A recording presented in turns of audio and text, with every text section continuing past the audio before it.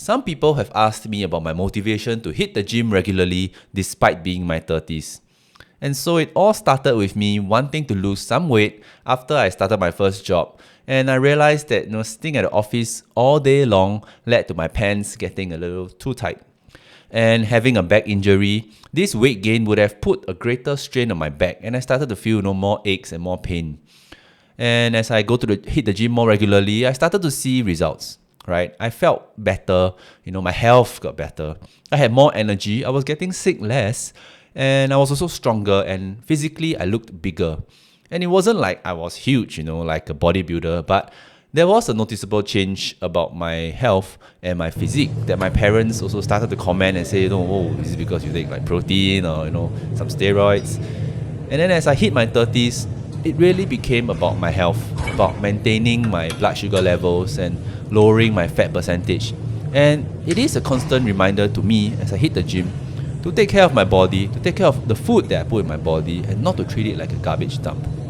And also, I was also particularly interested to learn about exercising and how to target muscles for growth, and how I could change certain exercises or do certain exercises in a certain way which improved my strength over time. And one example is exercises that train the back. For me, with a back injury, I had to figure out what was the best type of exercises that helped to alleviate the pain or tension in my back. And while my injury was a lower back injury, I started to realize that training the back, not just the lower back, but the upper back or the middle back, helped to alleviate my pain overall, because with a stronger back, there was a lesser tension, or rather lesser strain on my lower back as I went about my daily activities. And of course, every exercise comes with a risk of injury, of course. I mean, if you're looking at the more, in a sense, higher risk activities like deadlifting versus lower risk activities like using the machines, you gotta choose between the risk profiles for each exercise. And so even, for example, I'm doing the rowing here with the machine, the cable machine in particular, I had to make sure that I wasn't seated in a position that put a strain on my lower back, or that if I was lifting the weights, I wasn't lifting more than I was able to, which would have led to me putting a strain on my lower back. Because for this exercise in particular, there was a risk that, in trying to pull the weight, if it's too heavy, you're trying to pull the weight back, you actually use your whole back, like your hip and the lower back to hinge your motion, to lift your entire back backwards, which then causes, of course, an unnecessary strain on your lower back. And that's why for this exercise in particular, I always try to ensure that my chest or my rib cage is placed firmly on the pad, and I don't try to lift it off the pad, because that would mean that I'm using other parts of my back to do this exercise rather than the main parts. Another exercise that really helped me a lot was doing leg exercises. And I know that a lot of people who go to the gym kind of ignore going to, doing the leg exercises, like skipping leg day and stuff.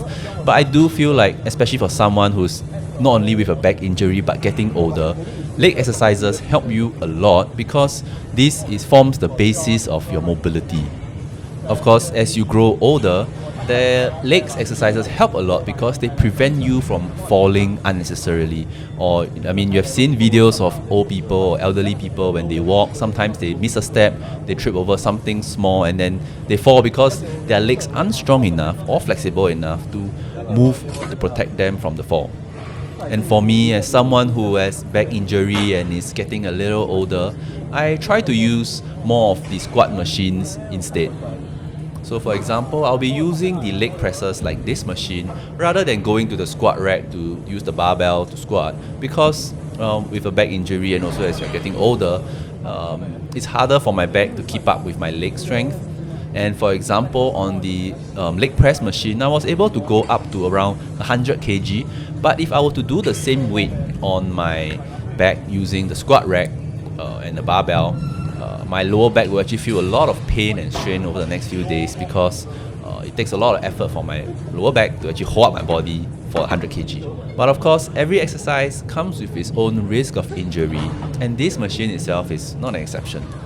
And because of the way you are hinging your hips, when you're doing the squat, there is a risk that if you round your lower back a bit too much, you're actually going to be putting a strain on your lower back to push the weight, rather than putting the entire strength, the strain on your thighs.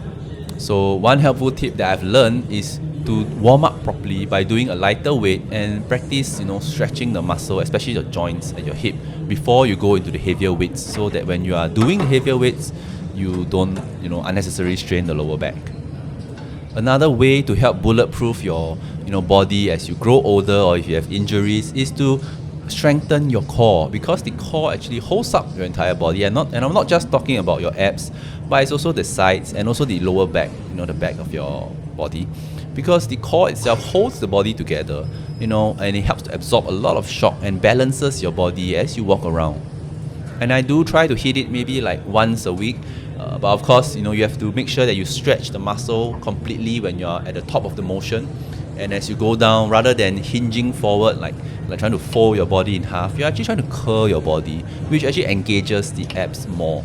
So if you are trying to hinge forward instead, that is more like just training your hip flexors and the lower part of your abs instead.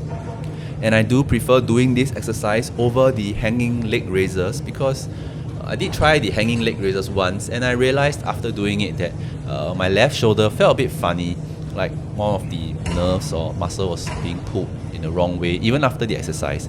And so, unless you have the straps that help with the hanging part, I would prefer this exercise over that. The other exercise that I actually enjoy doing a lot is this the lat pull down, but it's in this way, because this targets two different muscle groups at once. So first, at the upper part of the motion, you're actually targeting your upper chest, because it's pulling it down to the middle chest, and then from the middle chest down to your hips, that is actually targeting your lats. And for me, I love doing such exercises because it saves me so much time to hit two muscle groups at once. Because for people like us, in our 30s, as you get older, you really have less time in general.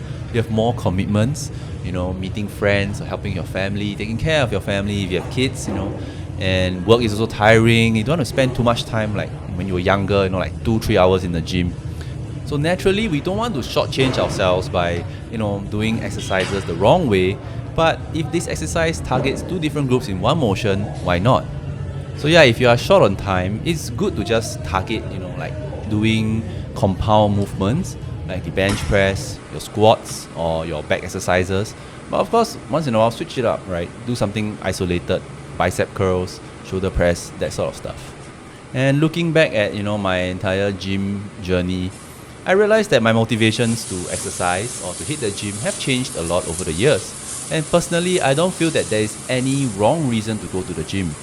For example, if you want to go to the gym to get buff, right, to get bigger, to look better, I don't think there's anything wrong with that, because you're being honest with yourself and you want to improve how you look. Even if you're there to improve your health, right, lose some weight, even better, it shows that you're committed to it. But funny enough, I do feel like gymming is not just about the act of going to the gym, but it is a lifestyle approach, right, where you pay more attention to how your body feels, how your body looks, and what you put into your body. And so for me, for example, it's not just, being committed to go 3 times a week.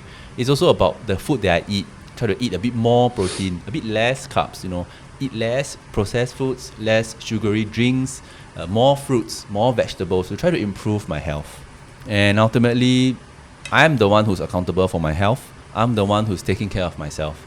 So I do feel like this is something that I have to build, a strong foundation for my future as I grow older into my 40s, my 50s, my 60s, and to avoid risk of injury as I grow older by having stronger muscles to protect my body and to prevent falls. So if you do enjoy this content, please leave a like, comment, and subscribe, and so at least I know, someone's out there listening to what I'm saying.